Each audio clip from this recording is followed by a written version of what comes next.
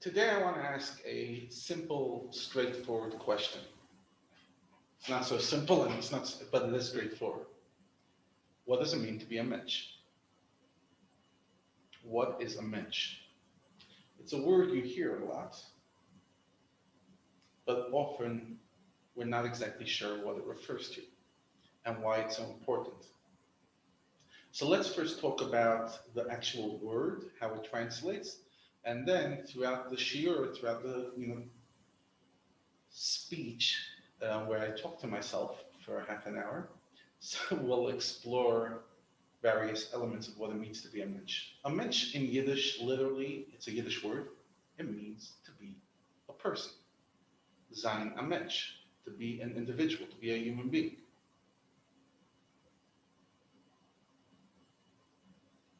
Now, to be a mensch usually means so much more than that, right? We don't just say be a mensch means be human. When we say be a mensch, we're referring to somebody who is solid, salt of the earth,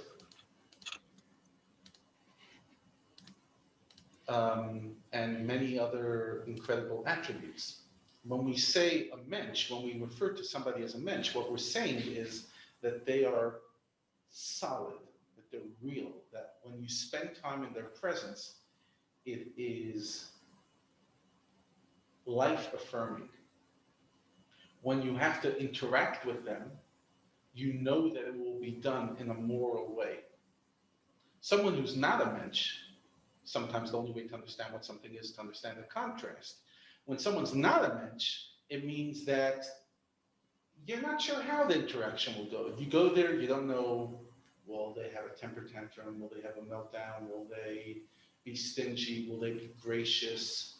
Will they be make us feel close or distant? Will they be honest in the interactions? Will they keep their word? Someone who's a mensch is reliable. You know what to expect with this individual. Now, if the person is an absolute, forgive the French, a jerk, and they're consistent in being that, that doesn't make them a mensch. A mensch is somebody who's consistently reliable, moral, decent. Doesn't mean they're perfect, but you know every time you're engaging with them that their intentions are good. Even if they make a mistake, their intentions are good. And I want to explore that because it's something that I really think has to be unpacked. Somebody's intentions are good. What does that mean that somebody's intentions are good? Don't we all have good intentions? Aren't we all wonderful people? I'm wonderful. You're wonderful. Are we not all wonderful? Yes, we are all wonderful, but we also have a lot of skeletons in our closet and a lot of weird narratives within us. And many of us human beings struggle to know and to make decisions based on the better part of ourself versus the weaker part of ourselves. In other words, when you're making a decision to even fire somebody, let's say a dramatic thing, you have to fire somebody. If the person knows that your intentions are good, in other words, that you're solid, even though they'll obviously be sad and devastated, they won't think that there is a hidden agenda. In other words, they know that the decisions you make come from the best place within you, even though there might be other voices within you that are competing. But ultimately, when it comes to decision making, you make a decision from the best place within you. However, if the person is not such a mensch and is more complex, you often don't know what's going on. What's their agenda? What's really going on? What's the underlying story? What are they trying to achieve? Are they trying to better themselves at my expense? Are they trying to up their salary by firing me? Are they trying to bring in their kid instead of me? Is there nepotism? You're always in doubt what you're engaging with if the person is not a mensch. But if they are a mensch, then you know what you're dealing with. And you know that even if the decision is wrong, it was done with good intention.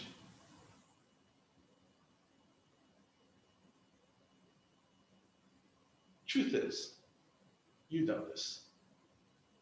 Anyone in your life that you've held onto the friendship for a long time and you haven't just slowly allowed the relationship to fade, the people that you chose to keep a relationship with going for longer time is the people you know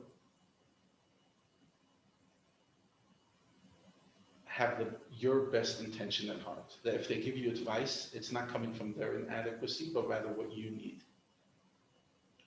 You feel their love is genuine, not conditional. They're not trying to get something out of you. I remember when somebody who's quite financially successful tells me that one of the big curses of being wealthy is you, you really struggle to know who's your friend. What are they after? Why are they coming over to me? What's their agenda? Versus most of us who, if we're not that wealthy and we don't really have, much of that our friendship cannot be much of a means to an end, but rather an end on itself, then you know that your friendship is real.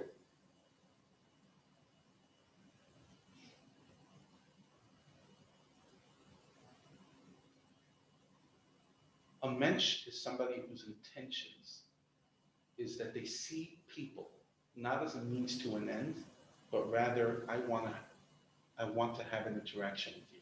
I don't care if you're fancy, if you're sophisticated, if you're a beggar, if you have any value to add in my life, if you have no value to add in my life. Truth is, everyone has value to add, but at least from my perspective, I will treat you with dignity because I don't see you as anything other than human.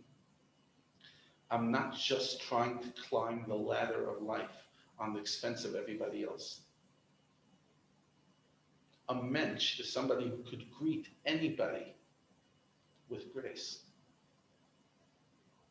The opposite of what it means to be a snob. What's a snob? A snob is somebody who will only engage with people who they feel will add value to them, maybe by status. If I'm friends with her, then I'm Fenster, I'm somebody. But ultimately, I'm seeing everybody as a way to pick myself up. And therefore, somebody who I convince myself has no value to add to me, I'll be snobby. I'm not going to be mean, but you're going to feel very quickly that you and I have nothing more to talk about. And I'm going to give you the look to like, whoa, like, just know where you belong. You're overstepping. I'll be nice to you. I'll be gracious, but whoa, don't get too close. That's a snob. A mensch is somebody who looks at people and doesn't see them as anything other than human and somebody deserving of love. In other words, there's two ways of living in this world. One way is where you put yourself at the center of the universe and everything around you is just a way to advance your agenda, your relationship, your marriage, your children. It's all there to advance an agenda. It might not be an evil agenda. It could be a very pious agenda. I want to be a good person. I want to be known as successful, whatever it is. But you are at the center of your universe, and therefore everything around you is just there to help you achieve your dream. And often kids who grow up in such a home are very aware that their love is very conditional, that the parents don't love them for who they are, but simply the parents are waiting for the child to be somebody that the parent could be proud of. But a mensch is somebody who doesn't put themselves at the center of the universe. They're not they're not building themselves up through other people. They're not looking each day to be a macher. You know, one of the words I learned in my teens, it was becoming a word very much in the early 2000s, was the word networking. I don't know, maybe in the 90s it was such a word as well, but I don't recall it, at least not in America. You have to network. You go to a social gathering, network, meet the people, get to know, build, blah, blah, blah, blah, blah. Now, there's nothing wrong with building relationships, and there's nothing wrong with, getting to know people and helping things advance. But the question is, why are you doing it? What's your agenda? Is it because it's the right thing to do? Or because you're trying to get somewhere and they are just tools for you to get there? They're just steps for you to step on as you move forward. Your children, you could love them, but are they there just to be there? Just for you to love them and allow them to go on their journey? Or are they there as some way of affirming to yourself that you're a good mother, you're a good father, you've added value to this world? And this is a very delicate thing. It's very delicate because the person who has agendas and the person who doesn't can often live very similar lives. They're doing the same things. The person without agendas is still networking. The person without agendas is still investing in their children and they want their children to be successful. The person without agendas is still having friendships in which sometimes they do need to ask a favor. It's very subtle, but you know it. You know if the person that you call your friend is agenda driven or is goodness driven. Doesn't mean they never have lapses, but their core is they're looking to do the right thing. When you meet somebody who's like that, and they're not so many. In other words, each and every one of us, the 7 billion, have the potential to be that. But many of us don't get there because it's such a hard journey. We're naturally born with agendas. We're naturally born egocentric. But if you meet those people, gosh, you're so blessed. Like if I have, give an example, on my shul committee, people who are not driven by any agenda for them to, get prestige, for them to be able to advance any agendas, but rather simply because they want to serve the community, it is Gan Eden to work with them. When you don't have that, it's not Gan Eden. Because even though they could be good, dedicated people who are working for the community, you don't know why they're doing it. So they're coming up with a suggestion and you're not sure what's the underlying thing. Is it their own insecurity? Is their own agenda? What is it?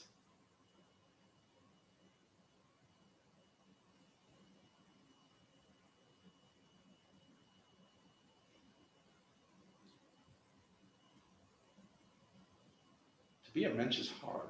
It's actually a huge journey, and it comes through a lot of meditation. It comes through a lot of reflection. It comes through a lot of self-analysis. You ask yourself, like whatever, something I'll try to do every day, and I'm far from being a mensch. On the journey, I hope, is you have an interaction. You ask yourself, okay, what was that all about? What's really your agenda? What's really going on? And here's a rule of thumb. Chances are if you make a decision quickly while you're emotional, it's not a mental head decision because it's something about your gut reaction. It's your instinct. You're just becoming defensive. You're becoming angry. You're becoming vengeful. We all have that. Usually, if you're trying to do the right decision, you shouldn't be making it in the moment. You should be thinking about it. Because if you're making a decision while you're in a moment, while you're emotional, while you're erratic, while you're not grounded, while you're feeling overwhelmed, you could be guaranteed that your decision is really going to struggle to be the right one. Because to make the right decision, you have to do it from level-headedness. You have to do it after a good night's sleep. You have to do it after reflection. You have to do it after sometimes talking to somebody and bouncing it off and saying, Tell me, I have this and this situation, and this is the way I'm dealing with it. Am I on target? How am I seeing it? And sometimes you can do it to yourself. We explored this last week, the idea of talking to somebody.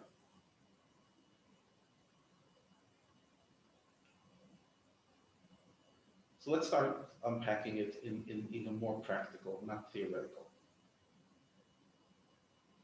Stupid examples, but I just want to show how it could be relevant in so many areas of our life.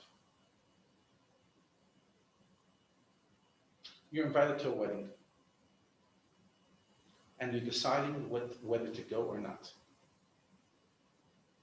Now, there's two ways of making that decision. I'm not talking COVID times. COVID times, there's more than two ways to decision. Oh, by the way, I discovered that there is no COVID by weddings. It doesn't exist, only in shorts, but by weddings, there's no COVID. One decision is, who's going to be there? Is it going to be social? Is it going to be status? Am I going to be hanging around cool people? The other question is, what's it going to mean to the couple that I show up? And that's going to lead to very different answers, because sometimes there'll be a lot of high status, but it's going to mean nothing to the couple. And then fine, you could go, but at least don't fool yourself that you're going to do a mitzvah. You just want to have a night out, fine. But what if there is no status? What if it's very simple people? What if the food's going to be very simple? What if it's going to be literally, you're not going to know anybody, but you know that for the chas and kala, for their parents, if you're not there, you're going to break their hearts. What call do you make?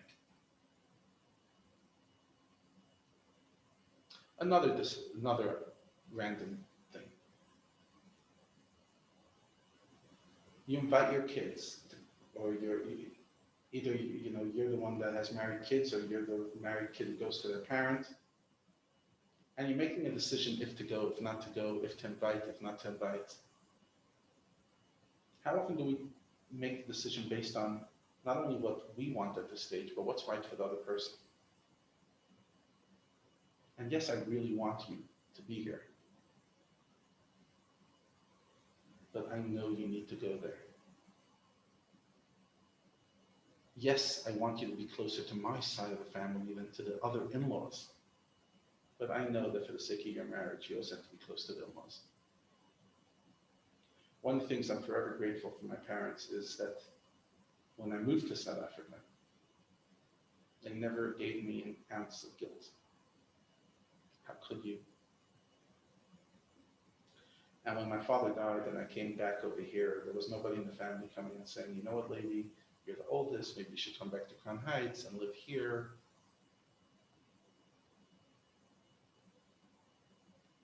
Just go chase your dream, go do your thing.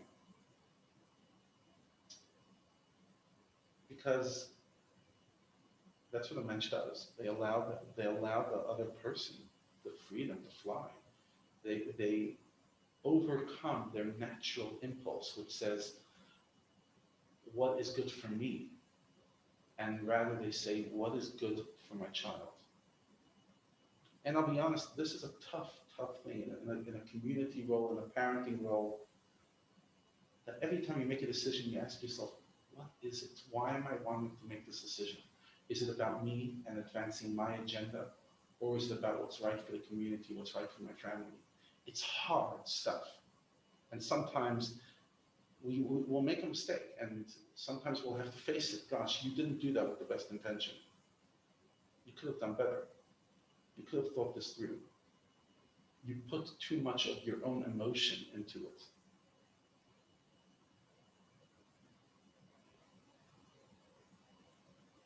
I've shared this story before. It was 2007. Still living in the United States. I wasn't married yet. Early 20s. And at that stage, I started developing a relationship with a certain rabbi in Florida. And over the course of a year or two, I flew down to help him in this Chabad house quite a few times. And we had very interesting interactions, and I became very close to him over the time. One stage, the first time I was there, I was together with my friend, and we were doing outreach work. It was a summer. And we were asked to go to the house of a very elderly gentleman. He was someone in his 90s, and his girlfriend was someone in like her late 70s. And we were asked to go there, come in. We were told that he's lonely, doesn't have anybody to talk to, and it would just be nice for us to just engage. Nobody told us if he has money, if he doesn't have money, to ask him for a check. That wasn't on the agenda. But he wasn't buying it. Sat across him.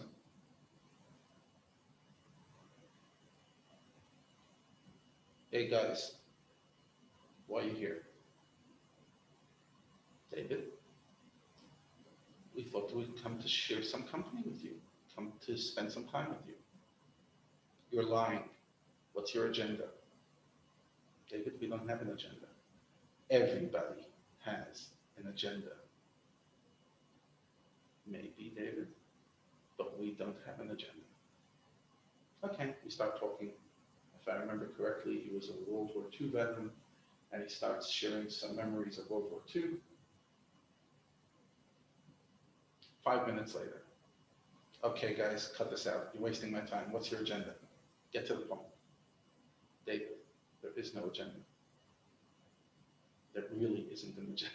I actually remember the house, the inside of the house, sitting over there. This long, narrow house, I'm sitting and having this conversation. And every 5 minutes for a half an hour or 40 minutes, whatever it was, every few minutes, cut. This is not what you're interested in. You really don't care. What's your agenda? And I remember walking out of the house after half an hour of being interrogated with that. I turned to my friend, his name's Moshe. I said, Moshe, can you imagine living 100 years or close to it, and you're convinced that everybody has an agenda? What a miserable way to live.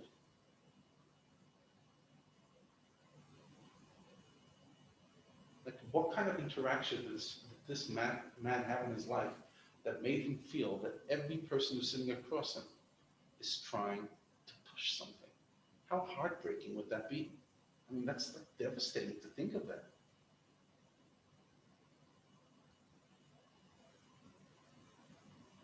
Often as a rabbi, you have it. At some stage, I took on to start calling people when they have yard site. Eventually, I moved to WhatsApp. First of all, because I hate the phone, but also because the first few phone calls I called people in the middle of the day when something like this. Hello, hi, this is Rabbi Afton. Hi, I just want to wish you long life for the yard site of your mom. Thanks. Rabbi, is there anything I could do for you? No. Okay. How's everything? Rabbi, if you don't mind, like I'm just in the middle of a meeting, so do you mind if I just call you back some other time? And after a few phone calls, I'm like, why the world am I doing this?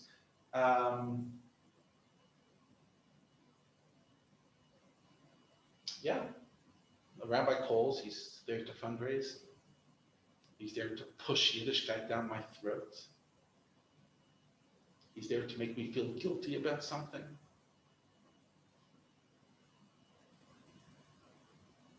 Money, money, money.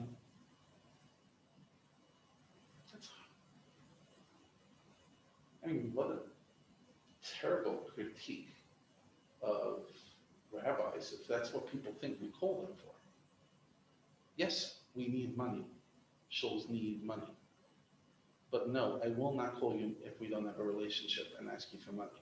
I will call you long after you know that my agenda is not the money, and just say, by the way, we do need money and my relationship will not change with you whether you give or not. But I will not call you for the first time or the second time or the third time asking you for money. And don't get worried if eventually I will ask for money, because I don't mind hearing no. You don't have to be scared of it. If it's not what you resonate with, then don't give. But why?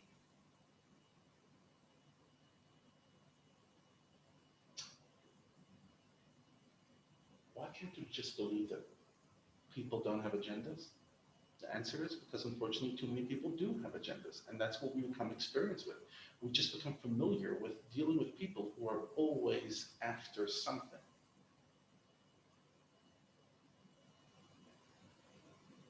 So how do we make this sheer, this conversation practical? For me, the practicality of this conversation is whenever you're having an interaction with somebody beyond yourself, that's anything beyond chit chat, even chit chat sometimes, ask yourself, why am I doing what I'm doing? Is the question that's playing in my head the whole time, what's in it for me? Or rather, how can I make somebody comfortable? How can I make the other person's life comfortable? I remember one time going to a simcha, and I didn't know a soul in the room. And for the first time, I felt like first time in a while, felt like what it feels like to walk into a space that you don't know anybody. This the other time was like when I moved to South Africa and I didn't know a soul, and I was like, that's my father-in-law, that's my wife, and yeah, I exist. But like at that stage, I didn't really have any status. I wasn't able to really help anybody advance their sense of status. So you're kind of just invisible. And I just remember that feeling, gosh, if somebody would realize that I'm just standing here alone and just walk over and acknowledge me, not because I'm a person they know, not because I'm going to make them, I'm a great conversationalist, either I am or I'm not, they don't know that, but simply because there's a person sitting alone, looking confused, unsettled. Just not because I'm going to do anything for you. Like for me, sorry for being personal, but I've had that experience of, let's say, the first 5 years of me in the country, I was a total unknown. Whatever, just this random kid that makes the ridiculous decision from moving to New York, from New York to South Africa. And then I got a position and I started developing some, a radio show, etc. And I started developing some form of place within the community. And it was just so striking to me to see how people start engaging with you differently. But the problem is, in my head, I struggle to see that as genuine, because where were you till now? I'm not saying you should have treated me with respect. Yeah, maybe I'm a rabbi now, so you treat the position with respect, but why until I had status was I invisible? And now that I have status, I'm not invisible. And how many people are still invisible simply because they don't have a heavy bank account, because they're not cool, because they just don't have a high status factor, because they just don't have it, because they come from a broken home, whatever it is. How many people are invisible? A Mentch does not make anybody feel invisible, because they are not seeing people as a means to an end. They see people simply as a way of greeting the image of God within the other human being, simply as human dignity. I remember a story I heard in my childhood about Rabbi Moshes that one time he was at a wedding, and as he was leaving the wedding, there was tons of people, there was a commotion, and his gabbai, whatever the person that was helping him, helps him schlep out, and they come to the car, and Rabbi Moshes says, sorry, I need a minute. That's what he means, I have to go back in. That's why I get to go back in. I have to go back in. Goes back in, scours the room, obviously everybody's like, but like, what's he doing here? Finds a certain fellow, somebody nobody really knew, at the corner of the room, walks over to the guy and says, Shalom Aleichem, so good to see you, have a great night, and walks away. And the driver turns to Rabbi Moshes and says, what was that all about? And he says, as I was being shoved out of the, I was being ushered out of the function, from the corner of my eye, I noticed this guy who was trying to get my attention, but nobody noticed him, and he wasn't really a pushy kind of character to push himself in. And he was trying, and I was shaking everybody's hand, etc. And then I was being pushed further away, and I noticed the corner of my eye, a certain look of sadness. I didn't get to shake Rabbi Moshes' hand. And then I came to the car, I realized, how could I go home without making the person feel valuable? So I went back in, found that person, and just shook their hand. That's a Mentch. That's a Mentch. So what did we talk about today? We spoke about dignity, spoke about the ability to see people for who they truly are, to love people, to not see our children or our spouse or our parents or our siblings or even our boss as simply a way of advancing ourselves, but only a way of just living an ethical, moral, decent life where we are not the center of our universe, but rather the right thing to do is the center. Morality is the center of our universe. Ethics being a mensch. The world needs a lot more mention, a lot more people who just walk around validating others, walk around making people feel that they're valuable, that they matter. Not by looking down on them and saying, shame, I want to do chesed and I'm just going to call you because you're a nebuch case. But with dignity, with respect. I know you're going through a difficult time. I know you're lonely. I just want to say hi.